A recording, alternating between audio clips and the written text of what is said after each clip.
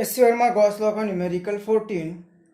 Find the magnitude of electric field at a point 4 centimeter away from the line charge of density 2 into 10 raised to minus 6 coulomb per meter. अब हमें एक line दी हुई है और इस line पर उसकी charge density linear charge density 2 into 10 raised to minus 6 coulomb per meter. अब ये लाइन पर कोई चार्ज होगा और उस लाइन से 4 सेंटीमीटर पर एक पॉइंट जो होगा वहां पे इलेक्ट्रिक फील्ड फाइंड करनी है. तो एक लास्ट न्यूमेरिकल में देखा था हमने कि एक लाइन अगर चार्ज लाइन है और इसका कोई भी स्मॉल एलिमेंट लेते हैं अगर और यहाँ पे इलेक्ट्रिक फील्ड फाइंड करनी है तो इस एलिमेंट से इलेक्ट्रिक फील्ड इस डायरेक्शन में होगी. यहाँ पे दूसरा एलिमेंट लेते हैं तो उसके कारण यहाँ पे इलेक्ट्रिक फील्ड होगी. इसके दो कंपोनेंट अगर बनाएंगे इस इलेक्ट्रिक फील्ड के दो कंपोनेंट एक हॉरिजॉन्टल और एक वर्टिकल तो ये आएगा जो भी एंगल हमने लिया थीटा तो ये ई कॉस थीटा और ये ई साइन थीटा. इसी तरह से ये जो कंपोनेंट होगा उसके भी दो कंपोनेंट होंगे एक इस डायरेक्शन में एक इस डायरेक्शन में. तो ये जो कंपोनेंट है वर्टिकली वो इक्वल इन मैग्नीट्यूड और अपोजिट इन डायरेक्शन के कारण एक दूसरे को कैंसिल हो गए और सिर्फ जो इस डायरेक्शन का कंपोनेंट होगा वही रहेगा. मतलब इलेक्ट्रिक फील्ड सिर्फ ये जो लाइन चार्ज है उसके परपेंडिकुलर डायरेक्शन में ही इलेक्ट्रिक फील्ड रहेगी. तो हमें इलेक्ट्रिक फील्ड फाइंड करनी है और वहां पे इस लाइन पर चार्ज दिया हुआ है. तो चार्ज और इलेक्ट्रिक फील्ड का रिलेशन गॉस लॉ ने बताया. तो हम यहाँ पे गॉस लॉ यूज करेंगे जो प्रीवियस न्यूमेरिकल में हम करते आए हैं. इसलिए गॉस लॉ किस तरह से यूज करना है ये हमें पता है.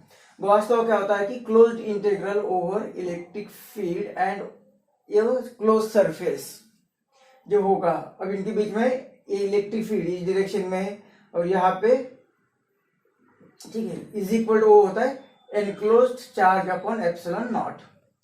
मतलब गॉस लॉ ने बताया कि जो चार्ज हमें लेना है वो किसी क्लोज सरफेस में चाहिए तो क्लोज सरफेस बनाना पड़ेगा. वो इमेजिनरी क्लोज सरफेस मतलब गॉसियन सरफेस बनाना पड़ेगा जो सिमेट्री फॉलो करेगा और वो इस तरह से बनाना है कि जहां पे इलेक्ट्रिक फील्ड फाइंड करनी है उस पॉइंट से वो सरफेस पास होगा.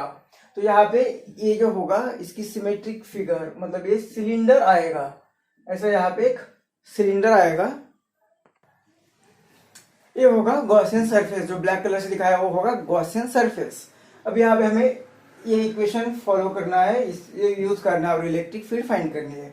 तो ये इलेक्ट्रिक फील्ड अब इस पॉइंट से ये जो पी पॉइंट होगा इस सरफेस पर उस सभी जगह पे सेम ही होगा क्योंकि ये डिस्टेंस सेम है हर जगह से आर डिस्टेंस होगा. तो ई कांस्टेंट रहेगा तो ई को बाहर ले लेते और integration of close loop ds रहेगा is equal to charge enclosed upon epsilon naught.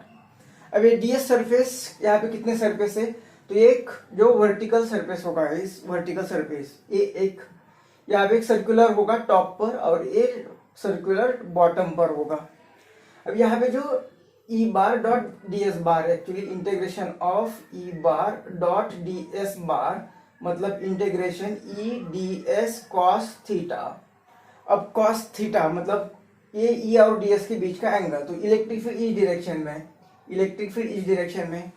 अब डी एस मतलब सरफेस तो सरफेस की डायरेक्शन होती है उसे परपेंडिकुलर तो ये अगर सरफेस है तो इसकी डायरेक्शन होगी इस डायरेक्शन में. तो ये होगा सरफेस डीएस की डायरेक्शन ये होगी इलेक्ट्रिक फील्ड की डायरेक्शन तो उनके बीच में एंगल 90 है. तो यहाँ पे cos 90 पुट करेंगे तो cos 90 0 आएगा. मतलब यहाँ पे इनके बीच में इसके यहाँ से फ्लक्स नहीं होगा यहाँ से फ्लक्स नहीं होगा. उसी तरह से इलेक्ट्रिक फील्ड की डायरेक्शन ये और ये सरफेस की डायरेक्शन यहाँ पे तो एंगल 90 तो यहाँ इस सरफेस से भी कोई फ्लक्स पास नहीं होगा. मतलब जो भी और यहाँ पे इलेक्ट्रिक फील्ड ए और यहाँ पे कोई भी सरफेस का एक एलिमेंट ले लेते तो उसकी डायरेक्शन भी यही रहेगी. मतलब यहाँ पे cos 0 1 होगा cos 0 1 मतलब ये आएगा इंटीग्रेशन ई डी एस. तो इस तरह से सिर्फ ये वर्टिकल सरफेस जो होगा कर्व्ड सरफेस उसी से ही फ्लक्स पास होगा. इसलिए ये यहाँ पे ले लिया और ये कांस्टेंट इसलिए इसे बाहर ले लिया तो ये आएगा ये टर्म.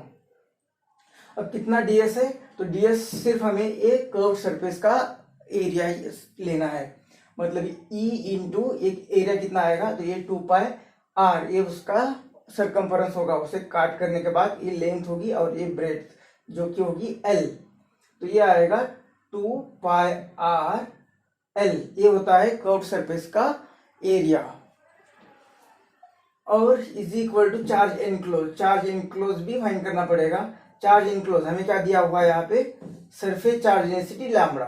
सरफेस डेंसिटी क्या होती है, चार्ज पर यूनिट लेंथ। तो ये Q इज इक्वल टू क्या आएगा, लैम्बडा एल। तो ये चार्ज क्या आएगा, lambda L upon epsilon not.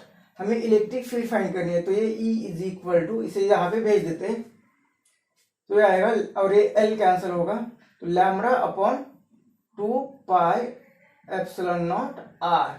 तो ये डेरिवेशन हो गया, इसे हमें याद करना है, ये होगा डेरिवेशन। अब इस इक्वेशन को यूज करते हुए हमें इलेक्ट्रिक फील्ड फाइंड करनी है, तो इसे याद रखना है। ये E इज इक्वल टू, अब इसे हमें इक्वेशन यूज करना है, lambda upon 2 pi epsilon naught R. इसे सिंप्लीफाई करने के लिए ऊपर नीचे 2 से मल्टीप्लाई करेंगे, तो ये आएगा 2 lambda upon 4 pi epsilon naught R. तो अब E इज इक्वल टू, अब ये 4 पाई एप्सिलॉन नॉट, इसकी वैल्यू आती है 9 इंटू 10⁻⁹ इंटू ये 2 ले लिया, लैम्बडा की वैल्यू दी है 2 इंटू 10⁻⁻6 डिवाइडेड बाई आर। तो हमें 4 सेंटीमीटर पे ये इलेक्ट्रिक फील्ड फाइंड करनी है। तो ये E इज इक्वल टू, ये तो चला गया, तो ये आएगा 9 इंटू -2 ऊपर चलेगा तो +2 बने, +2 बने मतलब 9 10 11, तो +11 -6 ये आएगा 10⁵ और इसका यूनिट न्यूटन पर कूलम। तो इतनी इलेक्ट्रिक फील्ड आएगी।